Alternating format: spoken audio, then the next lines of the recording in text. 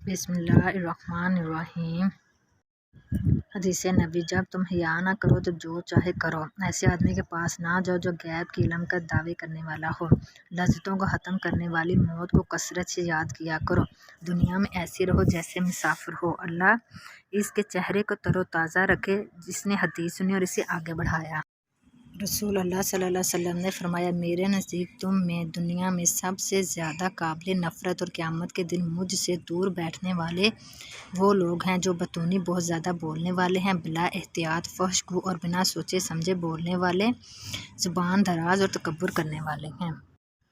حضرت عبداللہ بن مسعود رضی اللہ عنہ نے بیان کیا کہ ایک شخص نے نبی کریم صلی اللہ علیہ وسلم سے پوچھا، کون سا عمل سب سے افضل ہے؟ نبی صلی اللہ علیہ وسلم نے فرمایا کہ اپنے وقت پر نماز پڑھنا اور والدین کے ساتھ نیک معاملہ کرنا اور پھر اللہ کے راستے میں جہاد کرنا۔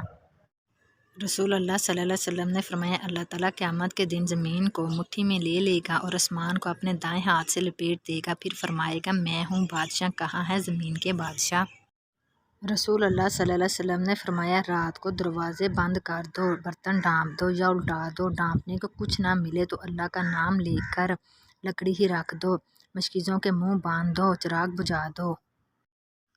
رسول اللہ صلی اللہ علیہ وسلم نے فرمایا، جس کپڑے میں روزمرہ گوشت لاتے ہو اسے گھر میں مت رکھو کہ وہ شیطان کے ٹھہرنے کی جگہ ہے، اور کوڑے دروازے کے آگے جمع نہ کرو کہ وہاں پر شیطان بیٹھتا ہے، اور جب اپنے کمرے کے دروازے پر پہنچو تو بسم اللہ کہو، اس سے شیطان بھاگ جاتا ہے، اور جب کمرے میں داخل ہو تو سلام کہو اور اس سے برکت نازل ہوتی ہے اور فرشتوں کے اس گھر سے انس ہو جاتا ہے۔ رسول اللہ صلی اللہ علیہ وسلم نے فرمایا، جس نے 40 دن تک حلال کھایا، اللہ پاک اس کے دل کو منور فرما دے گا اور اس کی زبان پر حکمت کے چشمے جاری فرما دے گا اور دنیا آخرت میں اس کی رہنمائی فرمائے گا۔ رسول اللہ صلی اللہ علیہ وسلم نے فرمایا، مسلمان کے مسلمان پر 5 حق ہیں: اسلام کا جواب دینا، مریض کا مزاج معلوم کرنا، جنازے کے ساتھ چلنا، دعوت قبول کرنا اور چھین پر اس کے الحمدللہ کے جواب میں یرحمک اللہ کہنا۔